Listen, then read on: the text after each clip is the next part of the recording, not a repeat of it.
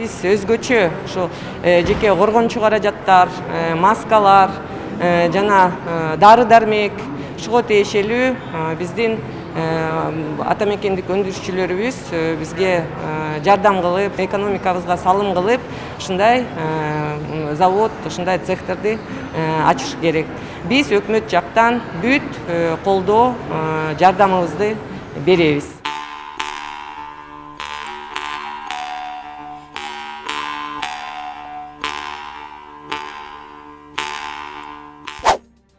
Аида Исмаилова бет каптарды чыгаруу боюнча өндүрүштүн ачылыш салтанатына катышты. Кыргыз Республикасынын вице-премьер-министри Аида Исмаилова Бишкек эркин экономикалык аймагындагы бир жолу колдонулуучу бет каптарды чыгаруу боюнча цехтин ачылыш салтанатына катышты. Бул тууралуу өкмөттүн маалымат кызматы билдирди. Пандемия шарттарында чек ара жабылгандыктан улам импорт кескин кыскарып, ата мекендик өндүрүштү өнүктүрүү өтө актуалдуу болуп калды. Биз экономикабызды өнүктүрүүгө, ата мекендик инвестицияларды тартууну, өлкөбүздө чыгарылган продукцияларды жакынкы жана алыскы чет өлкөлөргө, айрыкча Евразия экономикалык бирлигинин рыноктарына экспорттоого өбөлгө түзүүнү колдоого алабыз. Өндүрүштүн баштапкы баскычында 25 жумуш орду түзүлгөн. Мындан ары кызматкерлердин штатын жана чыгарылган өндүрүмдөрдүн көбөйтүү аркылуу өндүрүштү кеңейтүү пландалууда. Ишкана сапаттуу продукцияларды өндүргөн ишенимдүү өндүрүшчүлөрдүн катарын толуктоосун, өндүрүштү өркүндөтүп жана өлкө үчүн ийгиликтүү иштеп берүүсүн каалайм, деди Аида Исмаилова. Белгилей кетсек, ата мекендик ишкерлер 160 000 АКШ доллары турган бет кап чыгаруучу заманбап жабдууларды сатып алып орнотушкан. Өндүрүштүн болжолдуу көлөмү суткасына 50-60 000 даана бет кап чыгарат. Толук автоматташтыруу, анын ичинде бет каптарды автоматтык түрдө таңгактоо жана стерилдөө өндүрүштүн өзгөчөлүгү болуп саналат. Бул долбоордун башкы милдети өлкө калкын сапаттуу жана жеткиликтүү баадагы бир жолу колдонулуучу медициналык бет каптар менен камсыздоо болуп саналат. Булак Назар Ньюс KG. Чечменин тургуну Өзбекстандын топографиялык тобу үчүн жетекчилери кечирим сурашты. Соктун жетекчилери Чечмеде мыйзамсыз топографиялык съемка жасагандар үчүн кечирим сурашты. Бул тууралуу Назар Ньюс маалымат агенттигинин окурмандары билдиришти. Кече 23-июнда Өзбекстандын топографиялык тобу келип, ээн эркин чек арадан өтүп, Чечме булагын съемкага тартышкан. Бүгүн биздин жетекчилер Кадамжайда соктун жетекчилери менен жолугуш өткөрүштү. Биздин айыл башчылар булакка алып барышып, аларга болгон окуяны айтып беришкен. Анда соктун жетекчилери топографиялык иш-аракеттерди мыйзамсыз жүргүзүшкөн үчүн кечирим сурашты. Биздин жетекчилер экинчи рет мындай иш-аракеттер кайталанбасын деген талаптарды коюшуп, атайын келген топту жоопкерчиликке тартууну айтышты. Ал эми өзбек тарап алар жазалана турганын билдирди.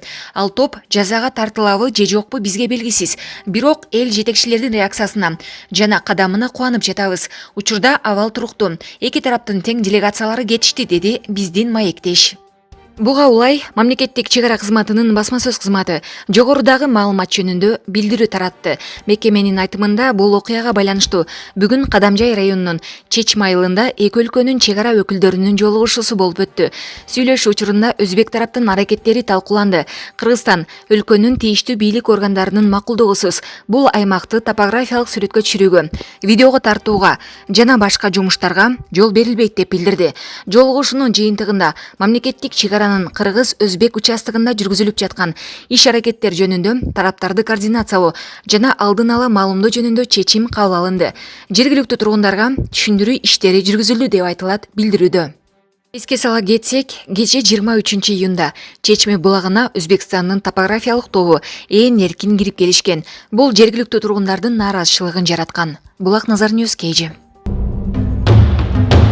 Президент Сооронбай Жээнбеков Бишкекке учардын алдында Орусия президенти Владимир Путин менен телефон аркылуу сүйлөштү. Бул тууралуу президенттин басма сөз катчысы Толгонай Стамалиева кабарлады. Президент Москвада улуу ата мекендик согуштагы жеңиштин 75 жылдыгына арналган парадка катыша албай калгандыгы өкүнүү менен белгиленди. Буга чейин маалымдалгандай, Москва шаарына келгенден кийин делегациянын бардык мүчөлөрү кайрадан тест тапшырышкан. Тапшырган тесттердин жыйынтыгында делегация курамындагы коштоп барган адамдардын экөөнүн коронавирус аныкталган деп айтылат маалыматта. Бишкекке келгенден кийин анализдери оң чыккандар бардык алгоритмди сактоо менен 14 күн оочолонууда болушат. Президент жана башка адамдар дагы анализдери чыкканга чейин 3 күнгө оочолонууга кетишет.